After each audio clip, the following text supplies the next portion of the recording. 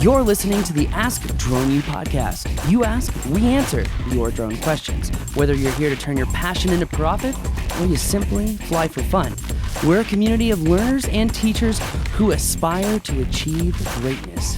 We are Drone U. Hey everyone, good morning and good afternoon and good day.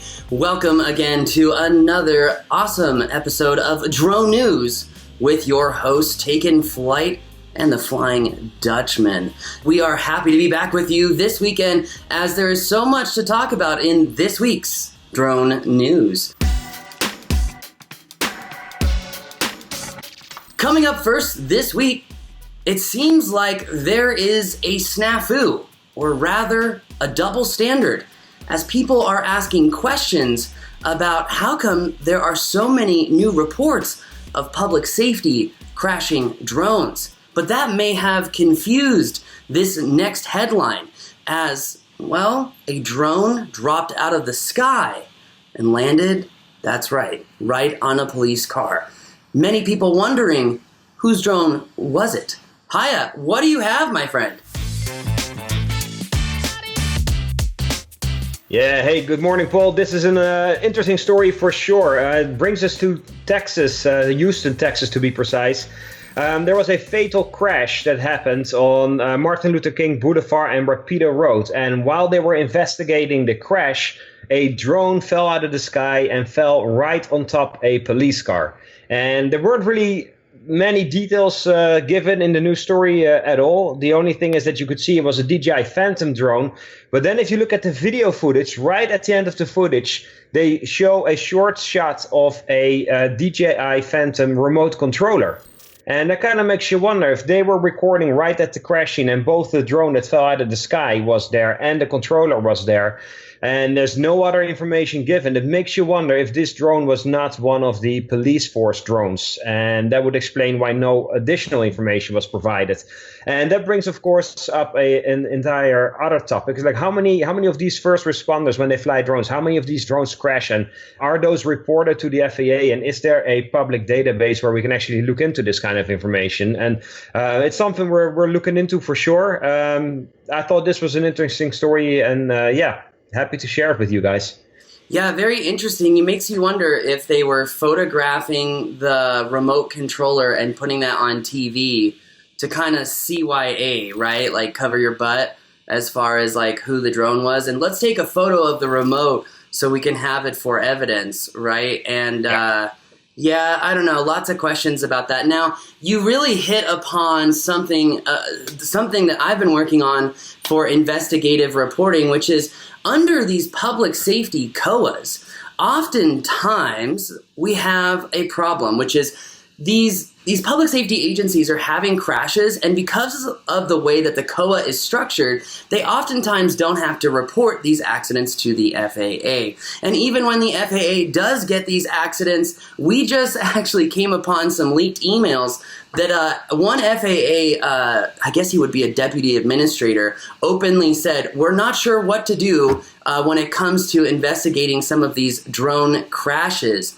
But I think that public safety should start to try to do the right thing at all times, as many of them are unaware of this sneaky rule about COAs, which means even if you are a state law enforcement department, well, now you are subject to FOIA requests. So, Haya, we have a lot of FOIA requests in right now to find out who has been crashing and how big this problem is, as some insiders have been tipping us off that there may be a significant problem with police specifically flying drones, as another leaked email showcases that a lot of these police departments even want, well, to fly under the COA because some of their pilots couldn't pass the 107 exam, Haya.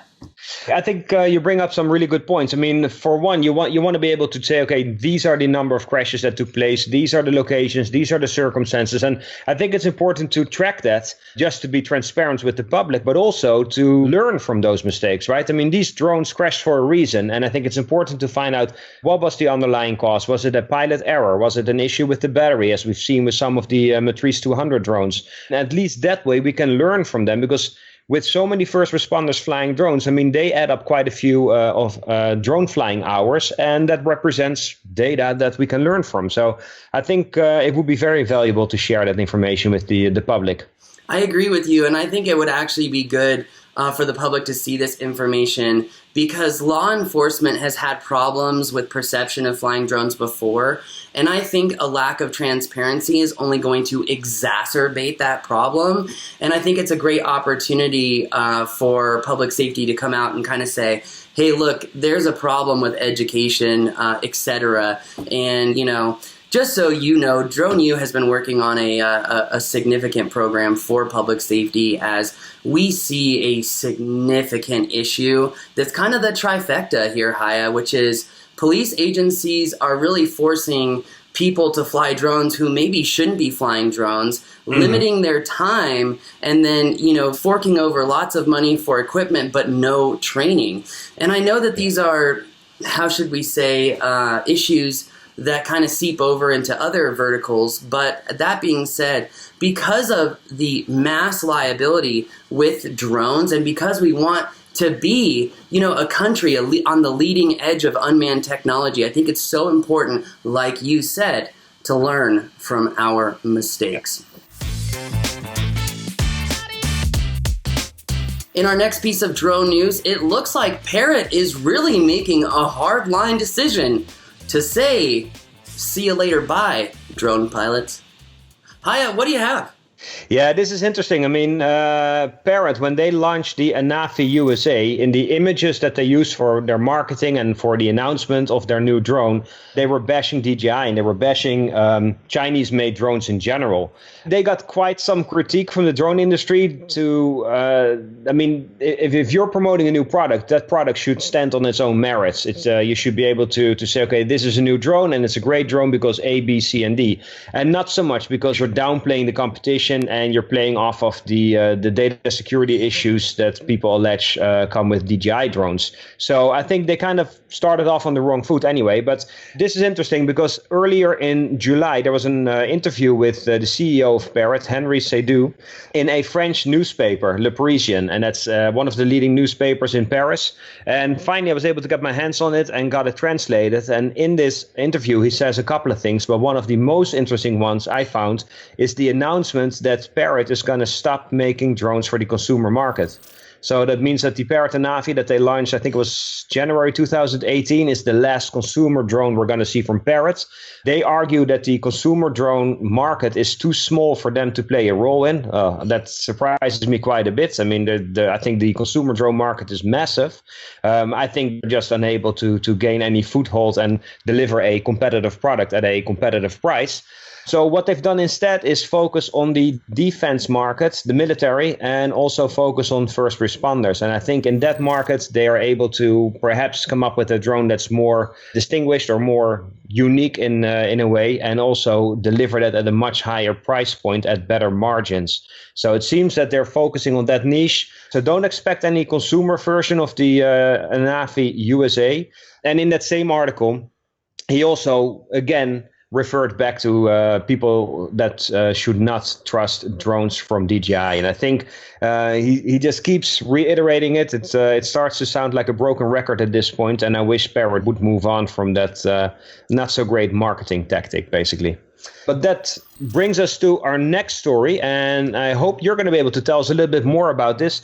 Propeller is creating what's called the next evolution in drone mapping, and I think Paul, as a drone mapper yourself, maybe you can shine some light on this next news story in our show. It is truly exciting, Haya, as Propeller has just released their new product suite called DirtMate, which is really kind of creating an ecosystem for drone mapping. So kind of imagine a construction site or imagine a mining site where you've got lots of dirt movers, lots of tractors, lots of heavy industrial machinery. Well, in the last 10 years, a lot of these machines have become very smart. Well, now what Propeller is doing is using IoT devices like GPS to connect that industrial machinery to operate within drone maps. But also on top of that, when it comes to the next evolution of drone mapping, what we're talking about is this push to have acquisition and processing be almost instantaneous, meaning you're taking away the time for, transfer of data to the processor. And what you're doing is you're processing right on site, which really, really increases the efficiency of drone mapping as a whole. And this isn't the first time that we have seen a company attempt to do real-time drone mapping. Last year, there was a company, and I'm trying to remember the name of it, that was trying to do on-site drone mapping as well. And it's interesting, Haya, because drone mapping seems to become, quite the popular deliverable, or should I say, workflow for numerous industries, as even Skydio is trying to get into the mapping game with their 3D scan and home scan. But a lot of people are scratching their heads as to how the Skydio 2 will be able to complete these drone mapping missions with some of the hardware limitations that drone may have. When I asked Adam Bree, the CEO of Skydio, about this, he said that the solution was simply to fly closer. And while that does solve the problem, it also means that drone mapping missions will now take astronomically longer to complete. That said, I'm really excited about this evolution in drone mapping, Haya. But you know what? There's really not much to move on to.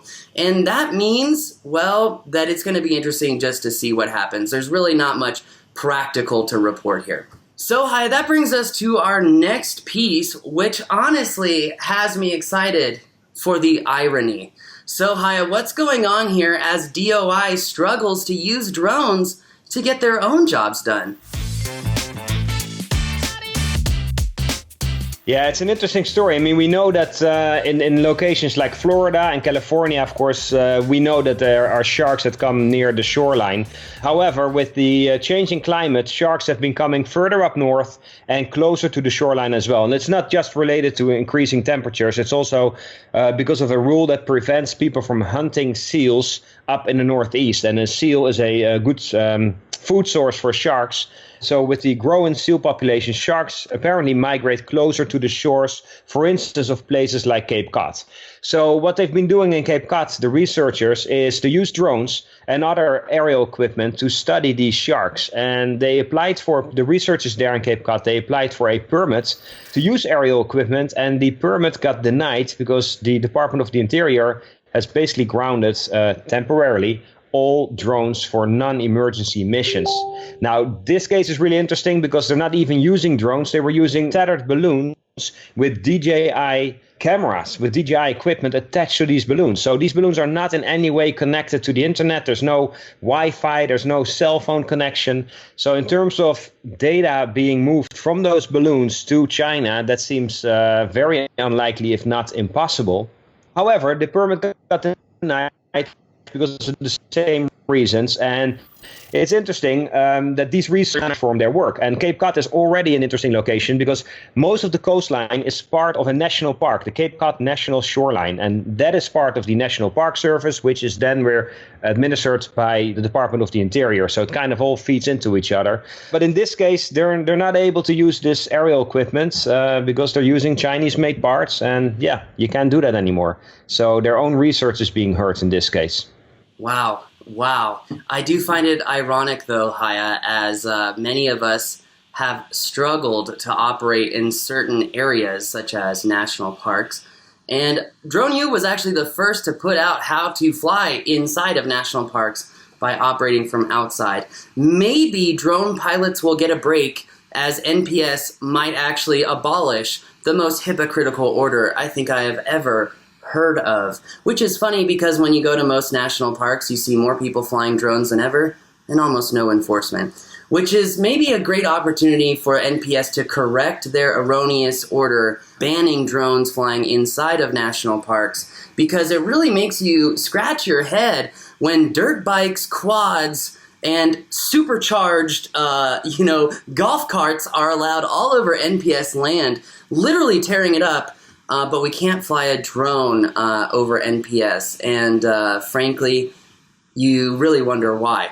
And you know what? That brings us to our next story, which is also about sharks, in California, or did I miss you talk about that? No, I haven't touched upon that yet. Southern California, basically the coastline south of LA, they're using drones to study sharks. And we've seen a lot of this research already take place in countries like Australia, where shark prevention is, I think, been more proactive than we've seen elsewhere in the world.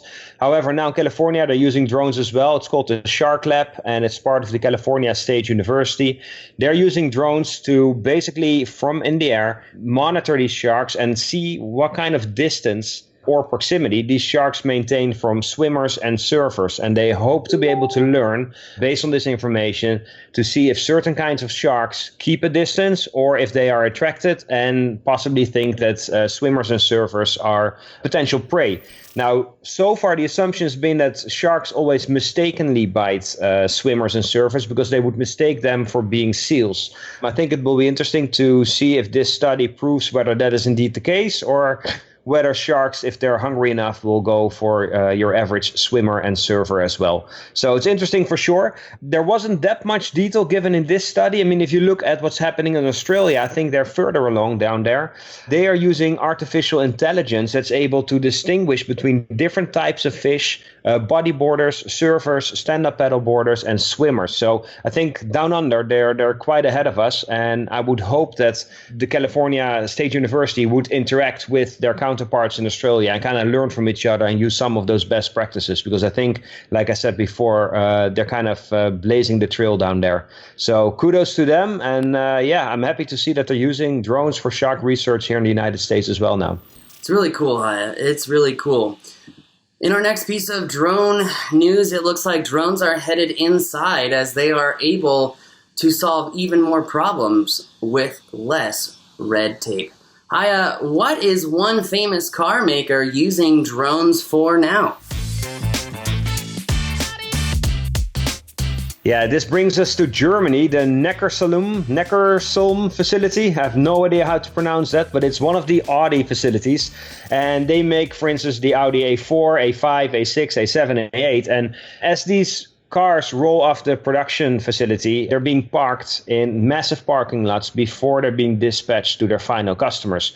Now, contrary to what you see in the US, in Europe, a lot of cars are being made to order. So people kind of put together the car that they want with the exterior color, interior, and some of the options. So a higher percentage of these cars are specifically made to the customer's preferences. And I guess when you produce this many cars and you have a parking lot filled with hundreds, if not thousands of vehicles, it becomes a bit of a challenge to get the right Audi to the right customer in the end. So what they've done is they developed a hexacopter drone with an RFID reader and GPS instruments that is able to fly over the parking lot, identify all these cars, also the position, so the parking spots where they are parked. And then when the drone comes back to the facility, by the way, this happens all autonomously, they download that data and create a digital map of the parking lot, identifying exactly which car with what specs is parked at what location. And it saves them tremendous amounts of time, makes the whole process much more efficient. And I thought it was a very cool and very unique way of showing how drones can also benefit us in an area that we, I think, in the past haven't really spoken about much. So yeah, another great example of drones being put to work and helping us in our day-to-day business. It's awesome to see drones doing so much good for business. It really is. In this next piece of drone news, though, it looks like drones are not only helping businesses, but once again, drones for good prevails. And as we have said numerous times on this show, drones are like fire. They are a tool and they can be used for good or bad. Ultimately, the responsibility comes down to you. Haya, how were drones used for good once again? Yeah, West Windsor in New Jersey, they found a 25-year-old man, Cameron Ward is his name, alive after 45 hours of being lost and having been reported missing and surviving heavy thunderstorms and extreme heat. Now, we don't know exactly why he was lost and whether this person had any mental issues or disabilities that might have complicated the situation. However, part of this massive search that included many police officers, volunteers, dogs as well, also were used drones. And we've seen in the past so many times that drones, specifically with thermal cameras, are able to scan massive areas very, very quickly and very efficiently. And of course, if you know thermal cameras, I mean, that those cameras allow to distinguish any mammal or human being from the surrounding area because of the temperature difference. So if you imagine if you have to search in a densely forested area or an area with a lot of tall grass, it might be very hard to locate somebody, especially if they're lying down or sitting down. Whereas if you fly a drone over that area with a thermal camera, you're able to scan for temperature differences. And by doing so, it's much, much easier to find missing people. We've seen, of course, thermal drones at the lower end of the spectrum, such as the DJI Mavic 2 Enterprise Dual, that has lower resolution, but still does a pretty good job, all the way up to, for instance, a Matrice 300 series that's quite a bit more expensive, but that gives you a much higher resolution and therefore becomes an even more effective search tool. We're happy to report that in this case, he was found alive. He was brought to the hospital. I don't think there were any major injuries or anything. So yeah, it's another good story for the books where drones help to find and rescue somebody. It's awesome, man. It's really awesome to see people helping people. And in this next piece of drone news, it looks like early this morning, the FAA has decided to, that's right, nix the IPP. It's gonzo now, Haya, but why? Yeah, the UAS IPP program that was launched in December of 2017 has almost run its course. Apparently, it expires by its own terms on October 25th, I believe, in 2020. And the FAA has told the Small UAV Coalition that the program will not be extended. And that might raise some eyebrows, and it might make people wonder, like, hey, hang on, what's going to happen with all these drone delivery and beyond visual line of sight testing programs that have been taking place around the country that involved companies like Wing, UPS, FedEx. There's a whole number of companies taking part in these tests. If the program is not going to be continued, does that mean that these test programs are going to be stopped as well? And apparently that's not necessarily the case. I've been informed by a very reliable source that these programs can still continue if the waivers and approvals are in place. So depending on when those expire would be when those programs would need to stop. And if those waivers and approvals are extended or they reapply or new ones are being applied for, then they might still take place. Now, one interesting thing to keep in mind as well is that the FAA is going to release its final rule on remote ID for drones later this year. So with this program stopping in October, late October, and then the final rule being published by the end of this year, at least that's what the FAA is planning to do at this point, it's going to be interesting to see what the rules and the landscape is going to be going forward, and if we're going to see any new testing programs, or if companies are going to be left to their own devices and have to apply for whatever program they want to run. What we have seen, though, throughout this whole coronavirus pandemic is that drones have been very, very beneficial. And if anything, it has pushed the benefits that drones can provide to our society to the foreground. So I would hope that we've created a number of examples that are going to convince people within the governments to allow more of these tests to take place going forward. And hopefully we'll see more good coming from drones in 2021 as well. But as it stands right now, the UAS IPP program is not going to be extended past its own expiration date of October 25, 2020. Wow, Haya, there's a lot to unpack in that, and it's very interesting to see what lies ahead for sure. But just want to say thank you again for joining me today and going over this week's drone news as we get better and better on our delivery. And Haya, just hope you continue to rest up so that maybe one day you can leave that couch. Thank you, man. Appreciate it. Pleasure doing this show with you again, and looking forward to our next show next week, man. I look forward to it as always. Hey, well, that's going to do it for us, everyone. Please don't be afraid to smash that subscribe button. Or if you're finding our shows entertaining or informative, you know how you could support the show? One of two ways. You could share the show, or you could become a Drone U member. Drone U members actually just got a brand new class this last week. What is it called?